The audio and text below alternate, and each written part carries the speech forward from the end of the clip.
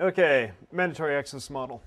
In the Mac, basically characteristics or access decisions are based on a security clearance of the subject and classification of the object. Subject has a profile, which includes the clearance. The object has a security label, which includes the classification. There's also operating systems will make the access decisions, not the data owners. Subjects cannot access permissions to another object or to another subject.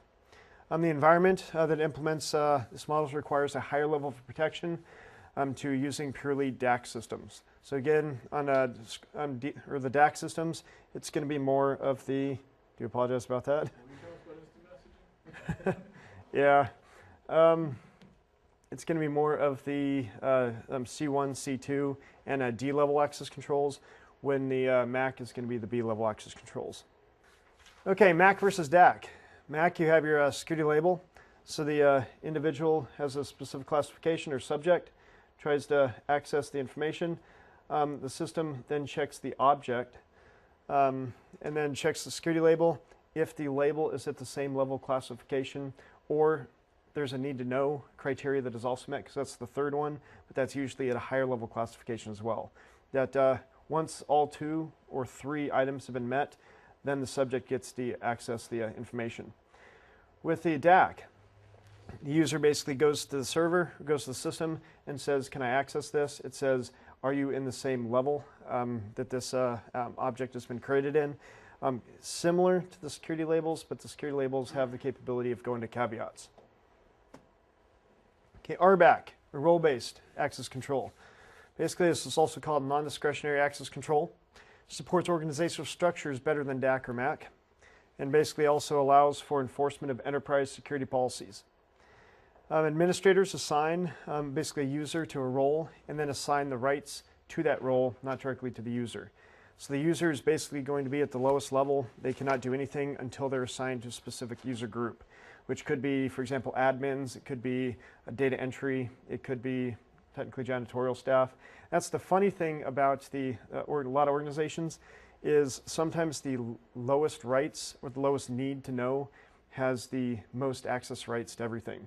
For example, mentioned before about janitorial staff putting in keyloggers, items like that into an environment and stealing data out or data exfiltration. There's a lot of trust put into individuals that a lot of times don't even need network access, period.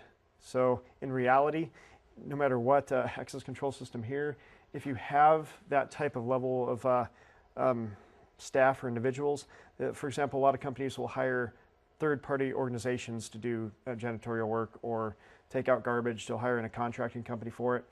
You always want to have basically babysitters with them to make sure that things are not getting stolen or pushed off. But yeah, a lot of times just the internal janitors or what's the proper PC term for it? There's custodial engineers. We'll have, of course, physical keys to the kingdom, so they will be able to get into, for example, the CEO's office, because they need physical access there. But a lot of times, too, if they're not security mindset, those keys can easily be stolen, or they could be reproduced at any given time. Because most keys, especially if they're only 4 to 5 pin, some keys are only 3 pin. But if you get the pin structure, because there's only so many possibilities whenever you're keying something, you can go through and then just run the keys. So that the putty is an easy way of getting things. You can even trace it. And as long as you know the actual length of the key and the dimensions of the key, they're actually very easy to reproduce. I've had scenarios to where you just go to your basic, also PC way of saying it, retail store without an actual locksmith in the store, but they have the capability of reproducing house keys and car keys and things like that. You can bring a key that specifically says, do not reproduce. Majority of the time, you give it to somebody, again, they may be in a hurry, they may be new, they don't really care or whatnot. You give it to them and say, I need a copy of these or 3 copies, they will do it for you because they just want the sale, or they just want to help you and not have to do any argument with you or whatnot. So a lot of times, simply stealing a key and then putting it back at a later time before the person actually misses it is another way of an attacker may try to get physical access to an area. But again, back to the roles. As far as not like on a computer system, because that would be like physical RBAC type roles, but on a system, you would have the administrator assigns a user to a role and assigns those rights to the role. And then basically you have all the rights assigned specifically to that role. And this is the best used for environments with high rate of turnover of employees. If you have a lot of contracting staff, going back to specific groups, some people may have, for example, like data entry has a high turnover because they may be in a college environment. So all the lower level positions are held by either college grads or people that are currently in college. Also gaming industry. They have it to where a lot of people will be working on a specific project.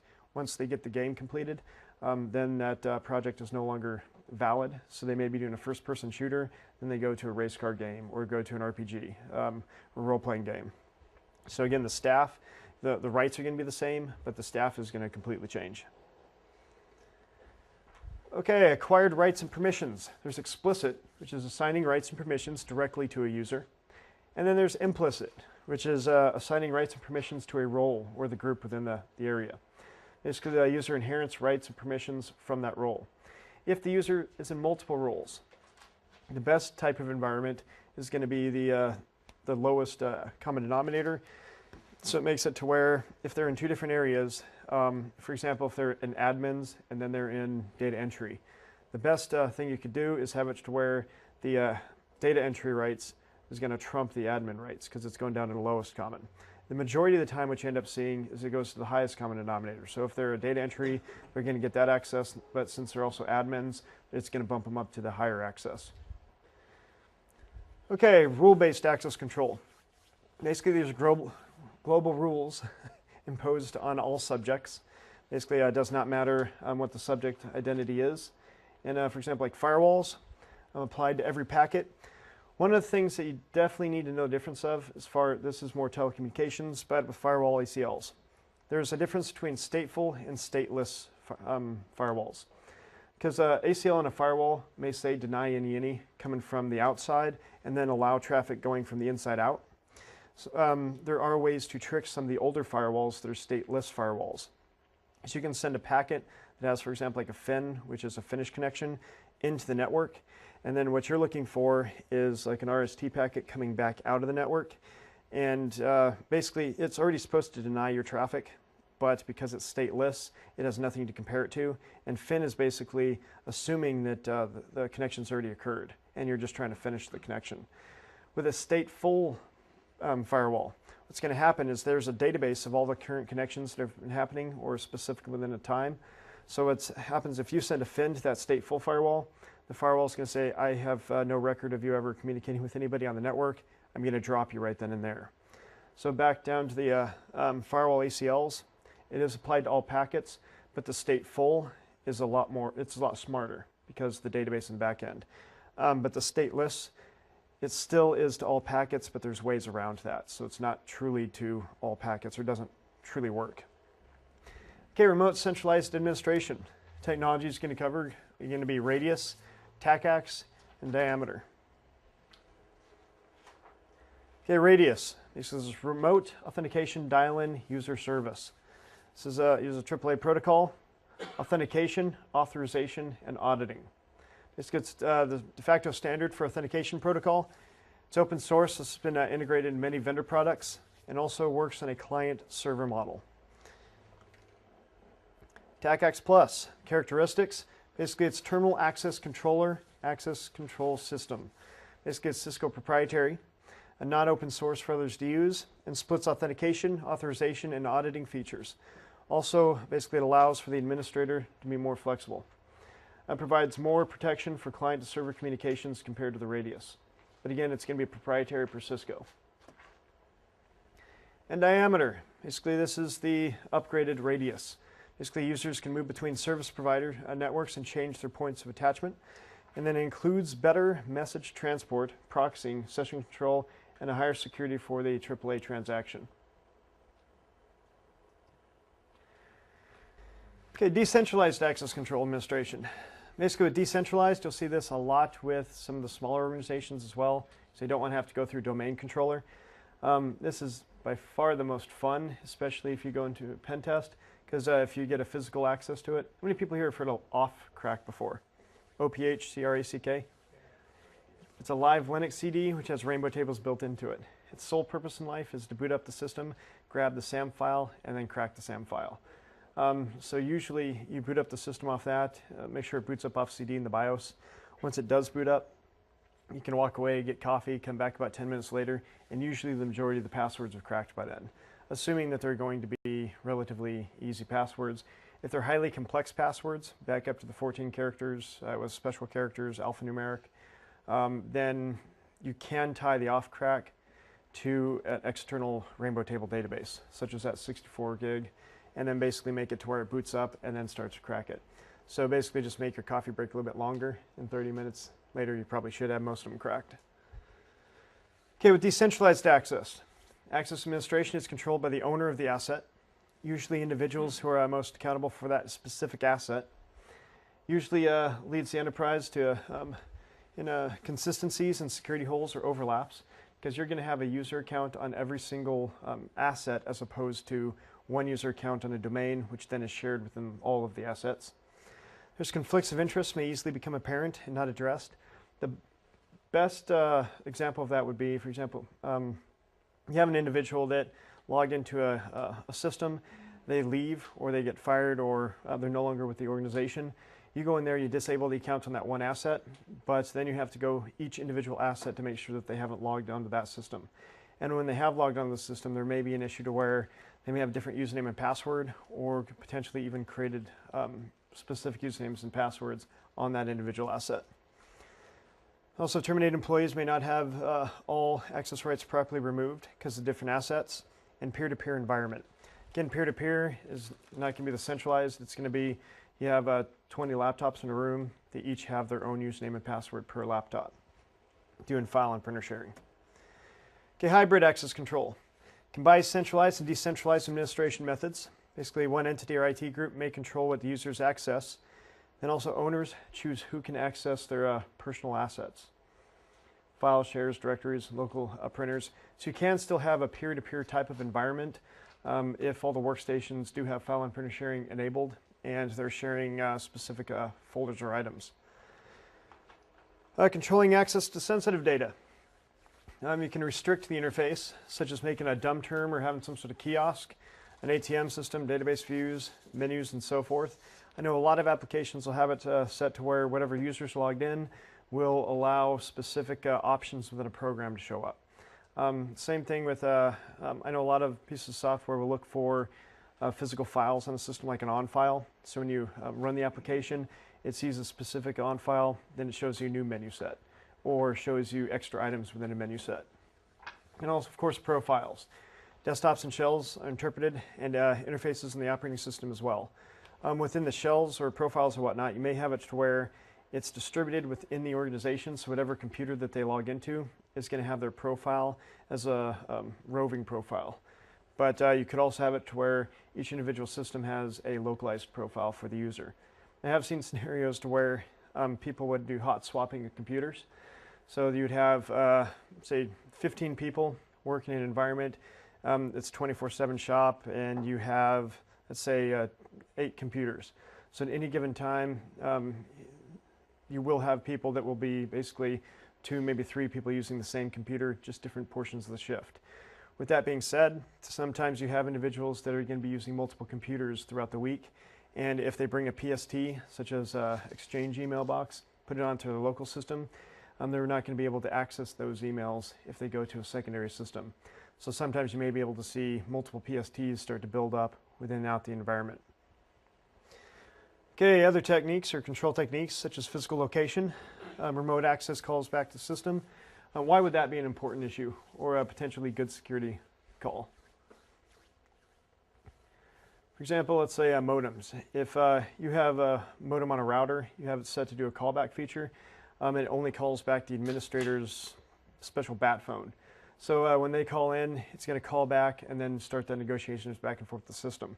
The main reason you do that is if anybody's doing war dialing. So they're randomly going through the phone numbers, seeing if there's any special tones on there. Because if you don't do the callback, then basically anybody in the world can finally connect to the system. And then if you don't have the 3 strikes you're out rule, they can start trying to brute force the system to test usernames and passwords. Logical location. Access restricted by IP or MAC address. Again, it's definitely a good thing for defense in depth. However, it is not a true security control because IP addresses can sometimes be spoofed and MAC addresses can easily be spoofed. On Windows, there's a program out there called SMAC. I believe it's a commercial product now, or it's for sale. The thing is in Windows, the MAC address is basically tied into the registry. So all you have to do is change that key and then somehow resets the card. So you can do it yourself as well. And then on the good old Unix systems or StarNix systems, there's the capability of changing it in the ifconfig, or there's even a program out there called Mac Changer. And Mac Changer you can do with a -R, and then basically just the Ethernet card itself, and then it picks a random MAC address, or you can force it to a very specific MAC address. So with the logical location, definitely an extra layer, which is going to go back to the 80-20 rule, but that's something that's relatively easy to bypass.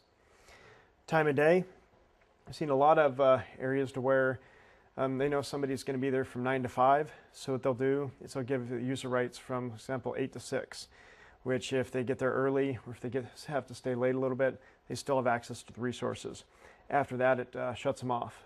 I've seen a lot of IPS type systems do that as well, for example, as network modeling.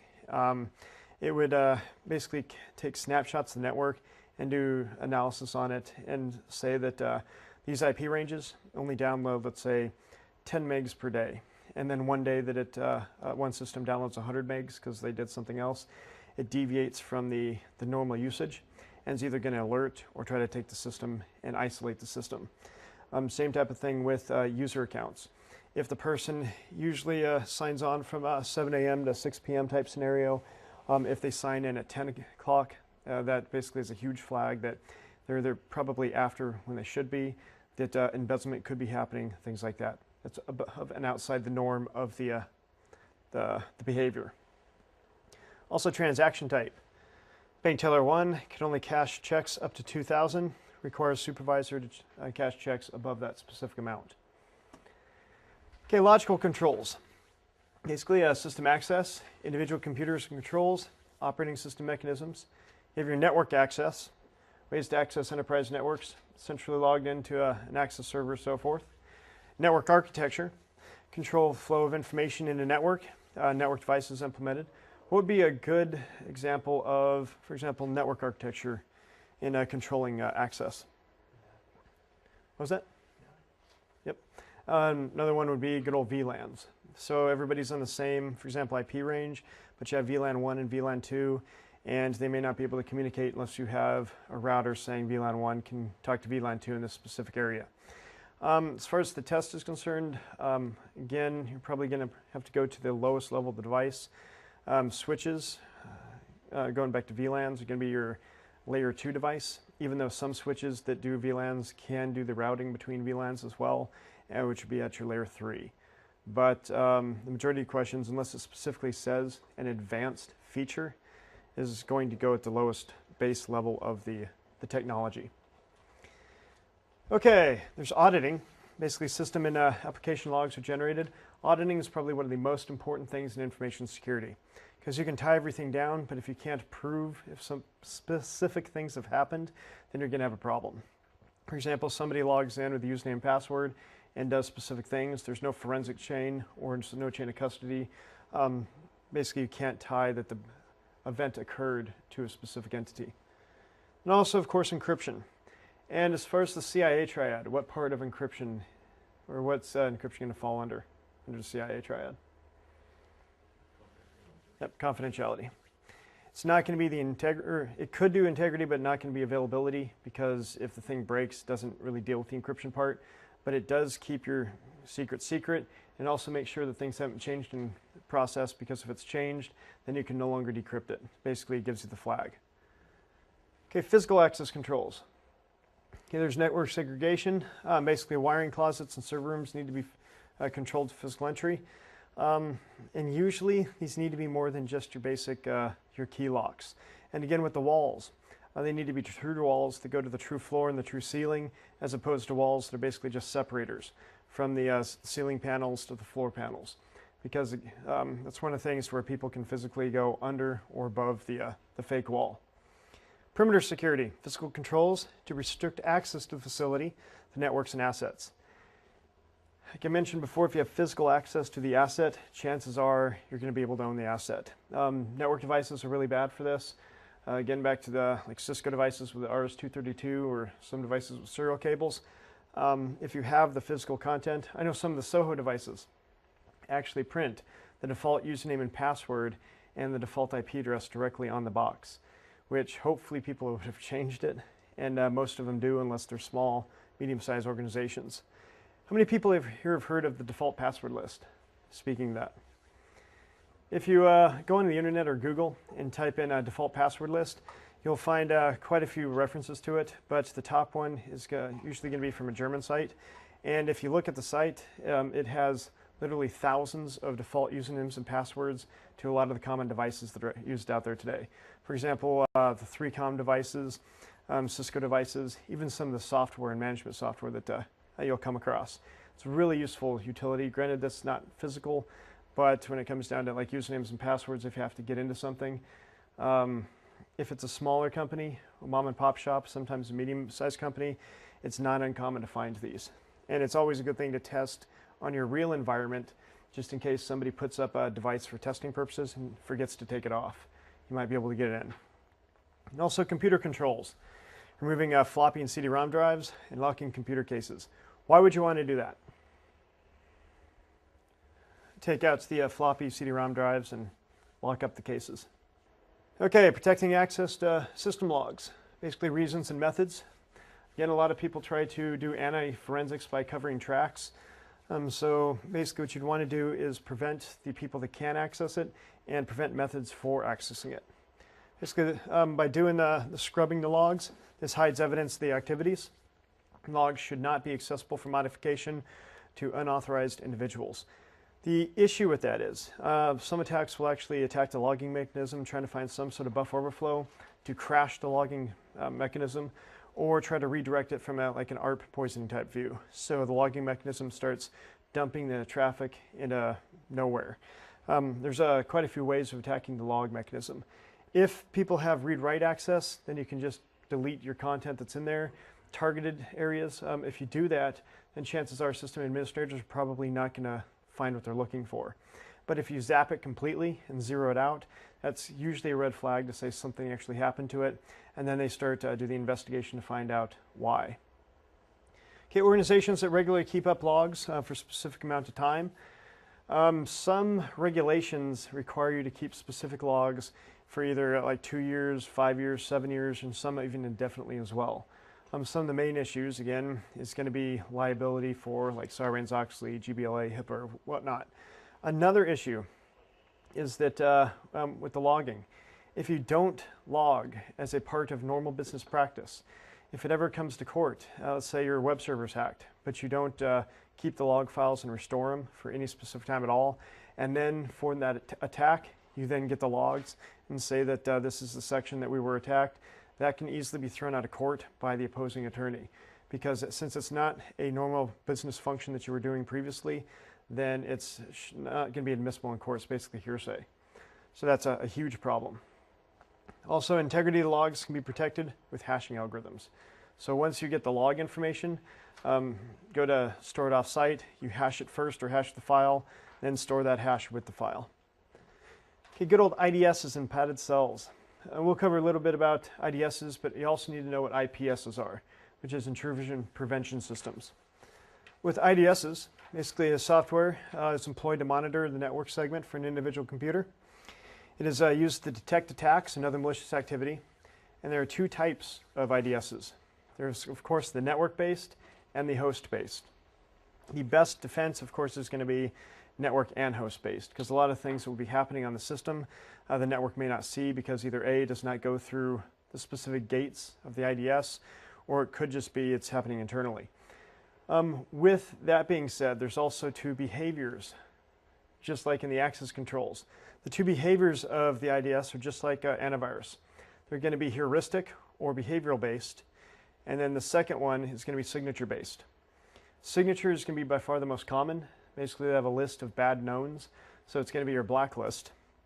And the behavioral or heuristics-based is going to be, they have some definitions of ways things are supposed to act. And if it deviates from that, then it basically says it potentially could be a bad piece of software, a bad item.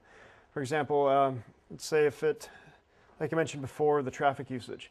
It monitors for specific items that it's baseline, and if it goes beyond the baseline, above the buffer on the baseline, it'll say there's a potential problem. One thing I've seen with this as well, for example, heuristics-based IDS is looking for ports that were open on a system or traffic going back and forth. And a subnet that does not have normal web servers all of a sudden puts up a server on port 80, and something starts communicating with server on port 80, then instantly that flags because that subnet is not traditionally used for web traffic. So stuff like that, it can be nice, but the majority of the time you're going to see, for example, network and host-based as being signature IDSs. Okay, network-based IDS. Monitors traffic on a network segment, computer or a network application with a NIC in promiscuous mode. A lot of companies will have their switch and then basically span a port off the switch. So it essentially makes that one port basically like a hub port. So all the traffic from all the other ports on the switch are being pushed into that one port. And with it being promiscuous mode, the card is not supposed to communicate with the rest of the network. So as far as everybody else is concerned, that device does not exist. It's basically, it's just there in listening mode. Then there's host-based IDS. A small agent or program that resides on the individual computer. Detects suspicious activity on one system, not a network segment. So again, it's going to be a lot more pinpointed and granular. Okay, sensor placement. Some people put it in front of a firewall to uncover attacks being launched. However, the bigger the network, the less likely that that's going to be used for reliability purposes. So what some people do is they'll put a firewall, IDS in front of the firewall to detect all potential attacks. Then they'll put a IDS behind the firewall and then correlate the data between the two. So if one gets through or if they start to see specific traffic, they can say that yes, this guy has been scanning us for the past year and a half. We have logs from this IP, so it's a slow and go type scenario. But most people will put it inside the firewall, or for example, inside the DMZ and then inside the internal firewall, and then placements all around the firewall to make sure that nobody's been compromised internally as well. Okay, signature-based. Same thing as in antivirus. So that's one thing you need to basically memorize is the difference between signature and behavioral-based, because you'll see that in multiple areas, IDS and antivirus. Okay, signature-based, also knowledge-based. Basically has an IDS, it's a database of signatures, which are patterns in previously identified attacks. So they're targeting specific known entities. And going back to antivirus, same thing, except their database is usually a lot bigger. And the interesting thing about signature-based, they're a lot easier to fool or to bypass. Because if you know the signature that they're looking for, you just change the traffic pattern just a little bit, and the signature is no longer going to match. That's why a lot of the viruses will have hundreds of generations, because they'll find out the specific line and the piece of malware that's getting caught or getting flagged, and they'll change that individual variable or whatever it's doing at a specific time, such as looking for MP3s and deleting those, and now goes for MPGs or JPGs. Okay, also cannot identify network or new attacks because it's signature. And software needs continual updates of signatures, basically because it's only as good as the signature base. The behavioral based does not really determine how good it is by the signatures that's being updated, because it's looking for anomalies. And some of them will have a, like I mentioned before, timestamps. So they'll keep a week's worth of data and then be doing that. And then they'll also have a basically a first baseline. So you can differentiate between what's currently happening now and what was happening a month ago or when you first installed it. It creates many false positives. Because why would it cause many false positives? Yep, human behavior is relatively unpredictable. So, for example, behavioral-based IDS may trip on football Fridays or whatnot. Some Super Bowl Sunday is going to have a huge spike in a lot of different traffic, people going to specific websites. So when it comes down to it, the way that people use the computers is going to vary so much that a lot of people, when they're using those, make the baseline a lot larger than it probably should be, so they don't get as many false positives. So when they're trying to tune it, they're actually making it to where a lot of the attacks are not getting seen. Okay, IDS response mechanisms. Possible reactions to detection attacks, such as page or email an administrator, log the event, change a firewall or an ACL to block an IP address, and that gets more into the intrusion prevention portion, because then it starts to become more of an aggressive utility. Then sends a reset packet to the attacker's connection. But just your basic IDS is going to usually either send some sort of log or flag and say that an attack is in progress. Do whatever you will with it. We've at least recorded it. It's on the paperwork. Okay, the downfalls of IDSs. May not be able to process all the packets in the large or busy networks. And that's another thing that a lot of attackers bank on, is they do the good old fog of war. They send so much traffic, and hopefully that their attack's going to get missed in the traffic. And then the next one is send so many positives that it's going to hit the IDS and light it up like a Christmas tree, and basically make it to where they're going to slide in within the fog of war. Yes? Is it more they actually miss packets, or do they queue up and can't process quick enough? Actually, they miss packets. One of the big issues with the LP cap, it's not too big of an issue, but let's say if you have 1 million packets go through in a specific time period, if it's going through fast enough, the software is not going to be able to keep up with the hardware. So the more overhead you have within the OS and the more resources are being taken, the more packets that are going to be missed or dropped. It's not really a bug per se, but like with the LP cap on some of the systems, you're missing a specific percentage or a certain percentage of packets going through the wire and dropping them. That's why a lot of people will have distributed sniffers. So they'll have a sniffer all throughout the network, and then they correlate all the information and put it in one big database. And a lot of times what they'll do is they'll drop the matching records, so they have a more reliable view of all the traffic going through. And one instance, individual had the mindset, which I think is a great mindset as far as capture once, use many. So you capture all this data, put it into one big database, and then you run your IDSs off that data, as opposed to the IDSs on the wire itself, because you're a lot more likely to miss it on the wire than you would going through a correlated database.